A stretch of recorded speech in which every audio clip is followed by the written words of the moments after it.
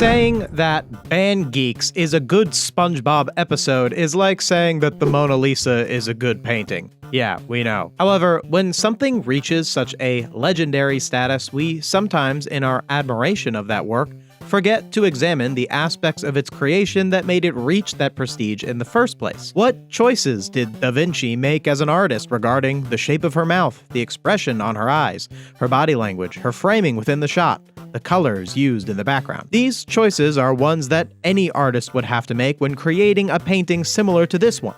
Yet Da Vinci made these choices in such a way that this painting is referred to as one of, if not the most, iconic paintings of all time. The SpongeBob Band Geeks episode of paintings, if you will. Chapter 1. The Setup.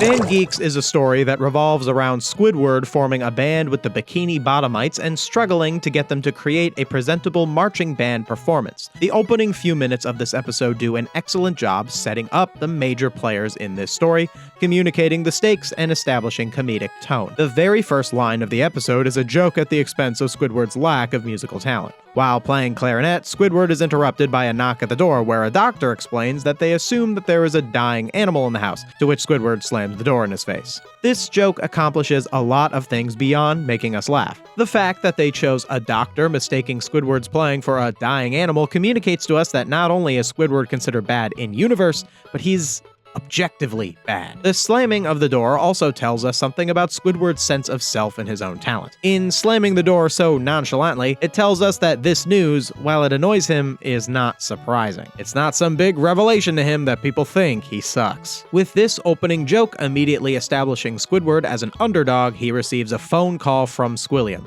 who somehow magically knows about the doctor visiting him. I think it's important to point out that this is Squilliam Fancy Son's first appearance in the series, because that means that the writers specifically decided for Squilliam to look exactly like Squidward plus a unibrow to tell this story specifically. It hammers home the frustration of the scene. Here's someone who is, for all intents and purposes, exactly like you, but they're just doing better. This, combined with the previous door slamming scene, puts Squidward in quite a low position. A great place to start for a protagonist of a narrative. In this scene, Squidward is presented an opportunity to play in the Bubble Bowl with his band. Now, since the Bubble Bowl is something that only exists within this universe, the weight of what the Bubble Bowl is relies on how the characters react to it. But considering Squidward responds by going we can assume that this Bubble Bowl is a pretty big deal, even if we aren't 100% sure what it actually is. It's also heavily implied in the scene that Squilliam only called to put Squidward down and didn't expect him to actually even say yes to the request. But to his and possibly the audience's surprise, Squidward claims to have a band and accepts the challenge. So with all the moments in this first scene that put down Squidward in mind,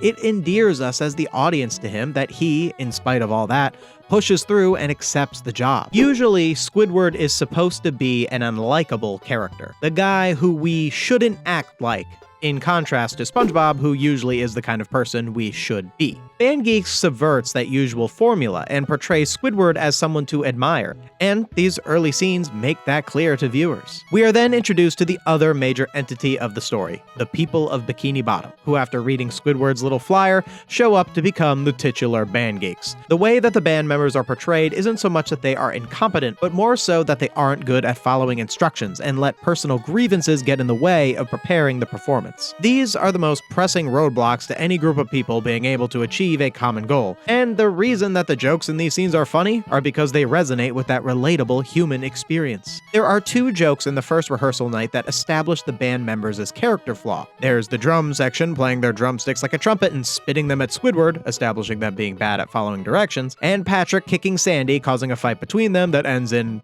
this. Establishing their tendency for infighting. So in just a few short minutes, the episode sets up the conflict between Squidward and his band geeks, communicates how important Squidward's success is to him, and convinces the audience to root for him as an underdog, and establishes that these story elements will be the root of the episode's humor. Chapter 2. The humor. SpongeBob is most famous for its comedy, and Band Geeks is packed with funny moment after funny moment. What makes an episode of SpongeBob, or any high-quality comedy show, funny is how their joke and laugh lines exist within the context of their story. In order to tell a good joke, you have to craft a world, characters, and a story that you care about and then apply proper joke structure over it. Take, for example, this joke. Is mayonnaise an instrument? On its own, asking if mayonnaise is an instrument isn't really that funny. It's just a guy confusing one random thing with another. The reason the joke is funny is because we already have the context of why Squidward wants to form a band, and the joke lands because it further communicates how difficult that is going to be to do with this group of people, since one of them is so dumb he has to ask such a question. The joke then doubles down with, horseradish is not an instrument either.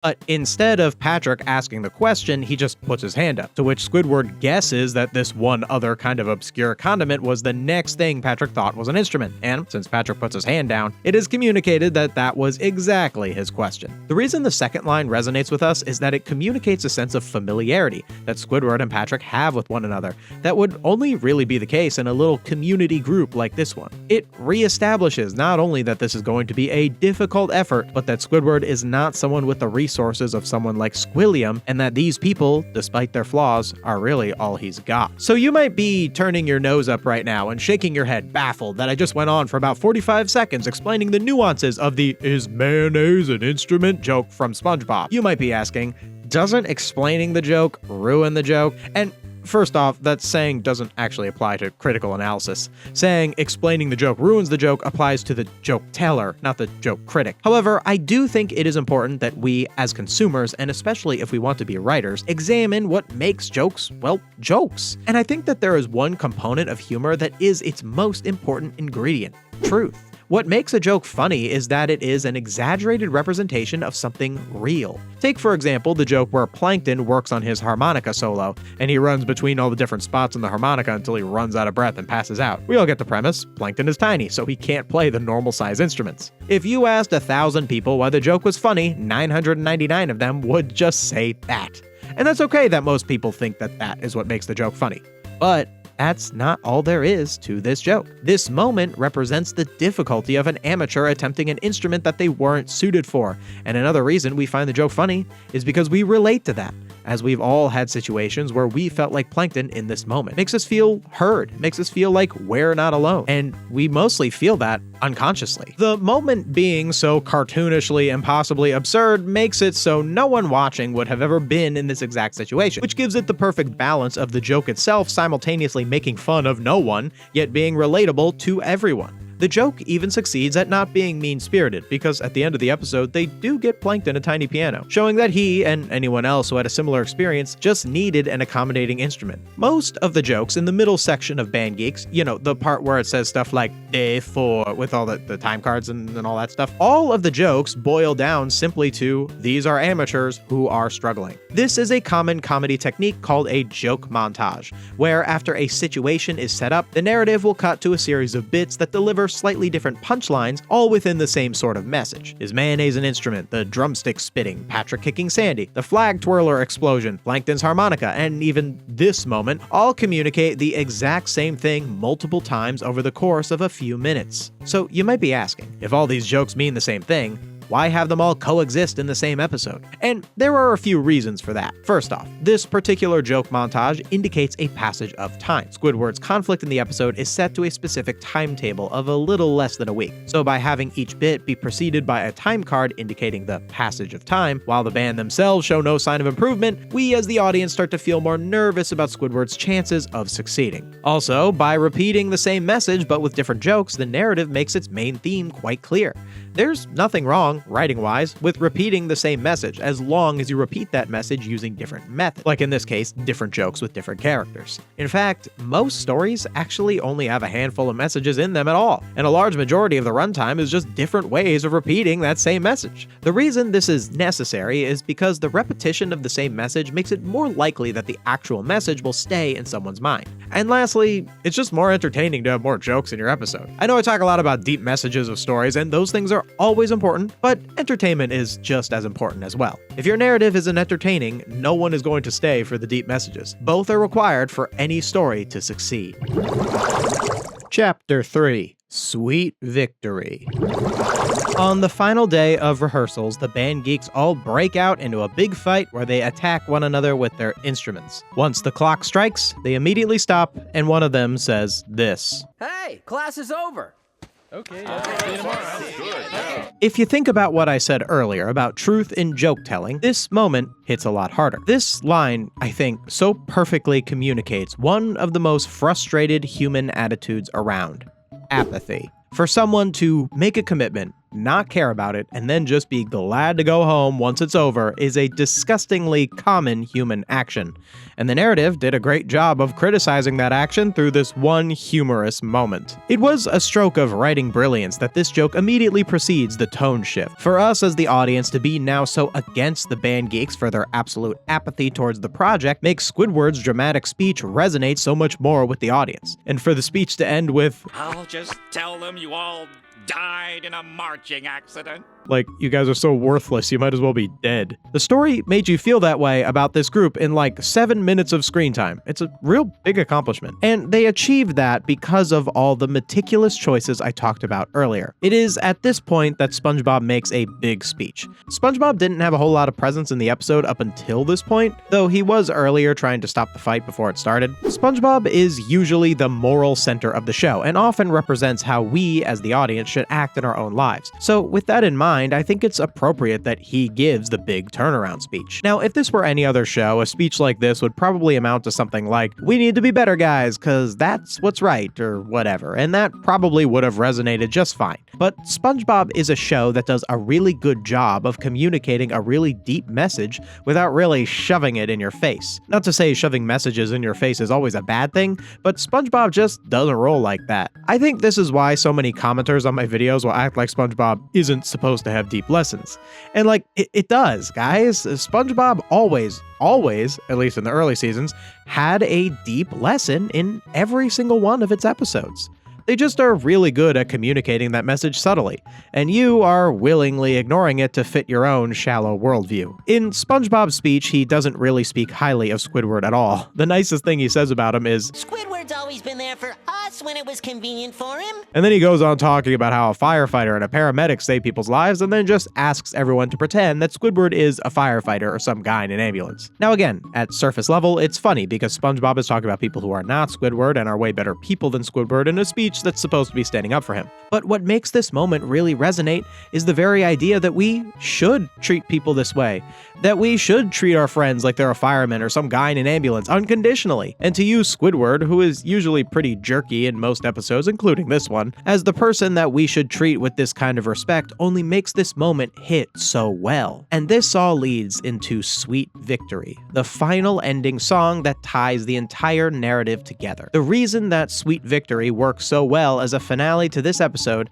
is because this episode did such a good job at communicating how very flawed and human, yes, I know they're fish, but you know what I mean, the characters were. It shows that if you set aside your self-doubts, learn some discipline and pay attention, ignore personal grievances, and put your trust and love in your fellow man unconditionally, you can create something beautiful. And you might be thinking, oh, that's what Sweet Victory means? And even if you are just putting the actual subtext of this scene into words for the first time here, in a way, you always knew that this is why Band Geeks resonated with you so much, because the narrative makes you feel that way without having to listen to my nerdy video essays. I'm glad you do though, thanks for watching this far, appreciate it. Anyway, one last thing about the Sweet Victory finale that ties it all together is the Bubble Bowl twist. It turns out that the Bubble Bowl was actually a literal bubble within a human football field. This not only is a subversion of the expectation of the whole marching band thing and helps transition us into the classic rock finale, but it also gives us a much more personal connection to the song. They're performing for people, for our world, giving the message directly to us. So because of all of these elements, the setup, the humor, the deep themes, the final song, that makes Band Geeks one of the greatest stories ever told. And that might sound a little silly, right? I mean, one of the greatest stories ever told is an 11-minute SpongeBob episode, for crying out loud. But to that I say, why does it sound silly? Why do we have this sort of bias? Chapter 4: The Super Bowl Snub. In 2019, it was expected for a little while that the Super Bowl of that year was going to include Sweet Victory in the halftime show, as a tribute to the recently passed Stephen Hillenburg. What then happened was this. A true musical genius who needs no introduction. And then it went into the quote-unquote real halftime show. And yeah, I know it was 7 years ago, but I wasn't a YouTuber then, so I'm talking about it now. There's so much wrong with this. First off, Sweet Victory, at least the cut of the song that appeared in Band Geeks, is like a minute long. It obviously didn't need to be the entire halftime show, but this was just none of it. It's almost like how it's more disrespectful to give a waiter a 5-cent tip than to not tip them at all. I also take issue with the fact that it just straight up didn't understand the episode at all. Like, the whole point of Sweet Victory is that it was everyone coming together and taking the performance seriously. SpongeBob did not do this little dance when they were already on stage. He put on his eager face before the show started, backstage. During the song, he locked in. But I think what is most telling about the Sweet Victory Super Bowl snub is not so much that it happened at all, but how it reflects on the perception of a show like SpongeBob, and how misunderstood it is as something culturally impactful. Let's be honest about the real reason that they didn't have a celebrity sing Sweet Victory. Money! These performances cost a lot to produce. Every 10 seconds of performance probably costs more money than the Chum Bucket makes in 10 years. Hey, I resent that. They just thought it wasn't worth their time. And while I hope that they were wrong, I hope that, in truth, this was the result of a bunch of out-of-touch execs thinking a kids show wasn't going to get as many eyes as their main headliner, it might be, unfortunately, true. The arts, in general, are not taken as seriously as they ought to be. Culturally, the arts are seen as expendable, rote entertainment, that they exist insofar as to waste the time that we don't spend working. But this is not what the arts are at all. The arts serve a social function, to broaden perspectives, to teach lessons, to encourage critical thinking. If not for the arts, so many morals and perspectives that you or I hold never would have even crossed our minds. Yet for some reason, we as a culture don't appreciate these things. To understand why we don't is a conversation for a future video. But the truth is that for a vast majority, the arts are seen as nothing more than a way to kill time with absolutely no acknowledgement of their real social function. Some certain kinds of artistic works transcend this preconceived notion and are just about universally taken seriously. Things like the works of Shakespeare, biblical texts, classic authors like Dickens and such, prestigious Hollywood movies, and now even some of the highest quality television shows like Breaking Bad are all treated with a sense of reverence. But why is it that we acknowledge something like the works of Shakespeare with this pompous high regard, and yet stick up our nose at an episode of SpongeBob, when if you really break down both things, they accomplish the exact same thing, communicating a message through a story, and they both do it about as good as any writer ever could accomplish. The only difference between the two, really, is that it's a lot harder to understand Shakespeare, and SpongeBob can be understood by someone of any age or educational attainment. But that doesn't inherently make one better or more worthy of being taken seriously by the other. It's only a fallacious bias on our part. I would like to point out that in 2024, they did play Sweet Victory at the Super Bowl. It wasn't in the halftime show, it was like, I think, before it or something. But this does show that some executive somewhere saw it to be financially beneficial to animate the song and add some fun little SpongeBob effects to these football players. I gotta say, I thought it was nice. Made me smile, and it's an indication that SpongeBob is culturally taken seriously enough for this. This is all to say that even though SpongeBob is considered one of the most prolific cartoons of all time, it's still an uphill battle to argue how seriously it actually should be taken. Like I said earlier, Band Geeks resonates with us as the audience whether or not we understand all of this collegiate level writing theory I talked about in this video. You don't have to watch a video essay to understand that it's a story about a bunch of underdogs coming together and achieving sweet victory. But the real reason that I do make these videos is that I think that understanding is oftentimes ignored. If we, culturally, had a better attitude towards the arts, we'd get positive outcomes like higher quality movies, funding for local high school, community theater, and, of course, the full performance of Sweet Victory at the Super Bowl halftime show. But why I argue for such things is not just because I want some better entertainment, though that would be nice, but because I believe in the broader social function of the arts, which is its capability to encourage a more thoughtful and empathetic population. The message of Band Geeks that resonates with me the most is the concept of flawed individuals coming together despite their differences to make something beautiful for the sake of their fellow man. In a way, it reflects my own hope in humanity, that we are capable of coming together and making something beautiful. And I think if you all just pretend that I'm a fireman or some guy in an ambulance, we can truly achieve sweet victory. Hey, thank you so much for watching. If you like what you see, please consider subscribing to my Patreon or becoming a channel member. If you want to see more from me, I've got more scripted content on the right, or if you're looking for a little unscripted content, click on the left. See you next time.